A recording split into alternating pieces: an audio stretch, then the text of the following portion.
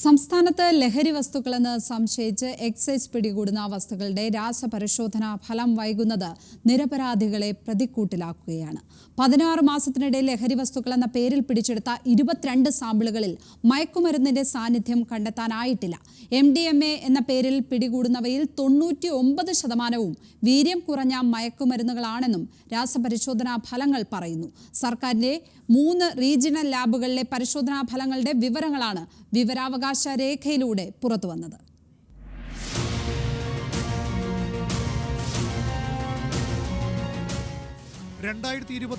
ജനുവരി മുതൽ 2024 ഏപ്രിൽ വരെ 16 മാസ കാലയളവിൽ സംസ്ഥാനത്തെ 3 റീജിയണൽ സർക്കാർ ലാബുകളിലായി 11,095 ലഹരി വസ്തുക്കളുടെ സാമ്പിളുകളാണ് പരിശോധനയ്ക്കെത്തിയത്. ഇതിൽ 4,542 കേസുകളിൽ മാത്രമാണ് പരിശോധന പൂർത്തിയായത്. 60% കേസുകളിൽ പരിശോധനാ ഫലം ഇനിയും പുറത്തു വന്നിട്ടില്ല. ലഹരി വസ്തുക്കളെന്ന് കരുതി പിടികൂടിയ 22 വസ്തുക്കളിൽ ലഹരിയുടെ സാന്നിധ്യം കണ്ടെത്താൻ കഴിഞ്ഞിട്ടില്ലെന്നാണ് റിപ്പോർട്ടുകൾ പറയുന്നത്. ദിനംപ്രതി നിരവധി MDMA കേസുകളാണ് സംസ്ഥാനത്ത് റിപ്പോർട്ട് ചെയ്യുന്നത്. പോലീസും എക്സൈസും പിടികൂടിയ ഇത്തരം MDMA കേസുകളിൽ ഭൂരിഭാഗവും യഥാർത്ഥ MDMA അല്ലെന്ന് 3 റീജിയണൽ കെമിക്കൽ എക്സാമിനേഷൻ ലാബുകളിലെ പരിശോധനാ ഫലങ്ങളിൽ നിന്നും വ്യക്തമായിട്ടുണ്ട്.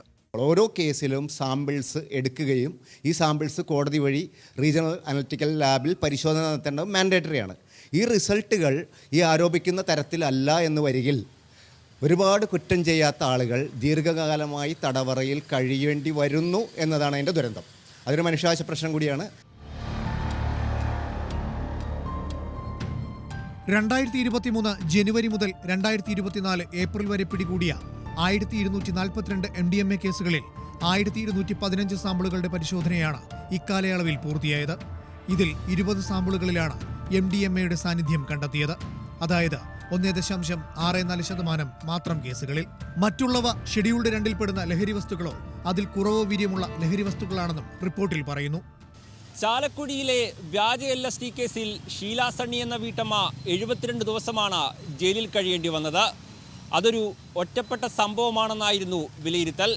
എന്നാൽ കഴിഞ്ഞ 16 മാസത്തെ രാസപരിശോധനയിൽ ലഹരി വസ്തുക്കളെന്ന് കരുതി പിടികൂടിയ 22 വസ്തുക്കളിൽ ലഹരിയുടെ സാന്നിധ്യം കണ്ടെത്താൻ കഴിഞ്ഞിട്ടില്ല എന്നാണ് റിപ്പോർട്ടുകൾ സൂചിപ്പിക്കുന്നത്. രാസപരിശോധനാ ഫലം വൈകുന്നത് ഇത്തരം കേസുകളിൽ പലരും താൽക്കാലികമായെങ്കിലും ഇരകളാക്കപ്പെടാൻ ഇടവരുത്തുമെന്നാണ് നിയമവിദഗ്ധർ ചൂണ്ടിക്കാണിക്കുന്നത്. 11-12 ഗ്രാം പിടിച്ച ഒരാളുടെ റിസൾട്ട് വരുന്നത് 6-ാമത്തെ മാസമാണ്. അത് മെത്താഫെറ്റമീൻ ആണെന്ന് പറഞ്ഞുകൊണ്ട് വരുന്നതെങ്കിൽ അപ്പോൾ മാത്രമാണ് അയാൾക്ക് പുറത്തിറങ്ങാൻ കഴിയുന്നത്.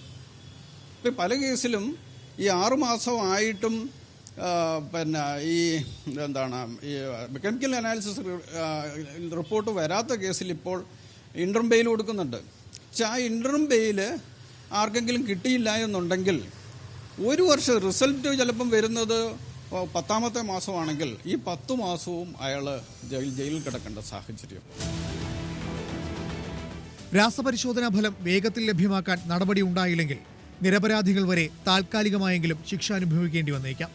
അതിനാൽ ഇക്കാര്യത്തിൽ കോടതി ഇടപെടലോ കൃത്യമായ മാർഗനിർദ്ദേശങ്ങളോ ഉണ്ടാകേണ്ടത് അനിവാര്യമാണ്. ന്യൂസ് മലയാളം, കൊച്ചി.